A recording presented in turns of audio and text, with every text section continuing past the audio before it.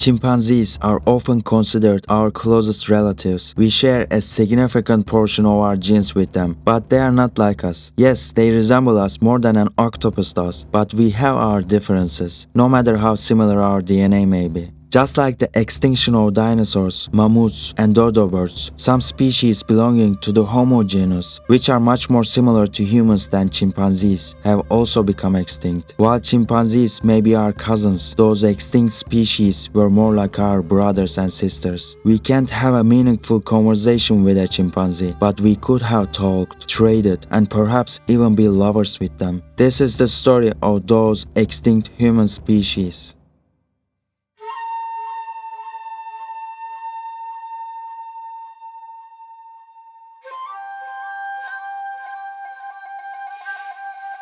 As glaciers melt and temperatures rise, climate and vegetation undergo transformations. Once densely packed forests could vanish, giving way to grasslands, and those grasslands might turn into deserts. Humans are uniquely bipedal. No other animal replicates this behavior. While chimpanzees, bonobos, and gorillas can walk on two legs if they want, their natural state is as quadrupeds, also known as knuckle walkers. Many birds are also bipedal, of course, but their dominant limbs are wings. Penguins, for instance, prefer to swim with their flippers than walk. Even though the dominant limbs of ostriches are not wings but legs, their spines are horizontal to the ground, similar to many other animals. Kangaroos and T-Rexes are also bipedal, but they have their large tails to help balance them, and their spines align parallel to the ground as well. Our spinal column, just above pelvis, bends backward, makes us tailless, habitual, and comfortable bipeds, so this makes us different than knuckle-walker chimps and gorillas. And the first known naturally bipedal hominid was Australopithecus. Australopithecus, a combination of the Latin word Australis, meaning southern, and the Greek word Pithekos, meaning ape, translates to southern ape. This is an Australopithecus afarensis, which lived between 3.8 and 2.9 million years ago in eastern Africa. It exhibited both ape and human characteristics. Unlike tree-dwelling monkeys, what set it apart was its ability to stand on its hind legs in the grassland, making it the first animal to glance at the sneaky lions. Members of this species had brains were less than 500 cubic centimeters, about one-third of the size of a modern human brain. They had ape-like face proportions, a flat nose with jaws strongly sticking out. Their height averaged about 4'2", and their average weight was 78 pounds. The most interesting thing about Australopithecus was discovered in the Makapansgat cave in South Africa. This stone, dating back 3 million years, was found alongside the bones of an Australopithecus. The source of this stone is some 20 miles away from the fossil. Australopithecus did not carve the eyes and mouth on this stone. Its natural form was like this. She found this stone on the ground, and who knows how long she might have carried it alongside. But why? Could the face on it have evoked something for Australopithecus? This discovery doesn't make Australopithecus an artist, because she didn't carve that face, but it distinguishes her from a chimpanzee and makes her more human. If you offer a modern chimp $1 million painting and a banana, it will choose the banana. What would Australopithecus choose? With Australopithecus, humanity became walkers.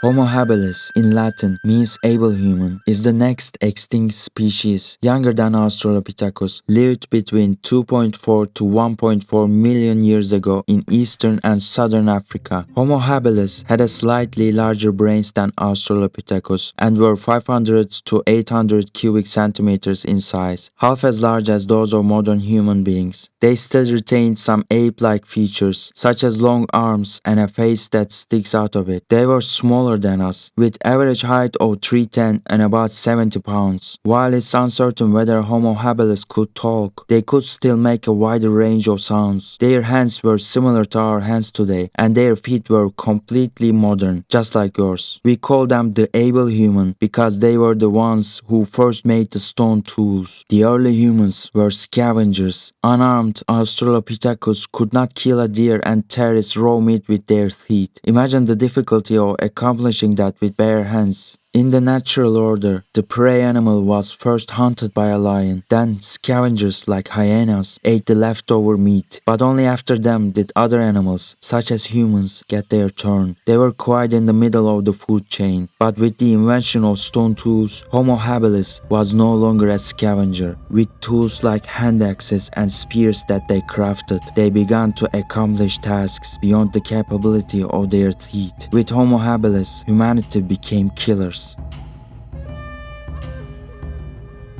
Next in line was young Homo erectus, meaning upright human. The fossils of Homo erectus were discovered in 1891, earlier than Australopithecus and Homo habilis fossils. Thus, naming them as the standing human was a mistake. The distinctive feature of Homo erectus wasn't this, it was Erectus's discovery of fire. A million years ago, these creatures, with the ability to heat every place they went and learning to defend themselves against even lions for the first time, made history as the first human species to migrate out of Africa, the cradle of humanity. Living in a vast region spanning from East, South and North Africa to Western Asia and China between 1.9 million and 110,000 years ago, Homo erectus, enduring for over 1.5 million years, stands as the species that inhabited the Earth for the longest period in human history. Their brain size ranged from 550 to 1250 cubic centimeters. They could reach heights of up to 6'1" and had weights around 115 pounds. Homo erectus, with body proportions similar to modern humans, had shortened arms and longer legs compared to previous hominids. Homo erectus marks a turning point in human history. In the animal kingdom, no other animal than humans could ignite and control fire. They invented the first homes, caves, and tents. It was this innovation which enabled them to migrate from Africa to Asia and nearly conquer the half of the world. With Homo erectus, humanity became travelers.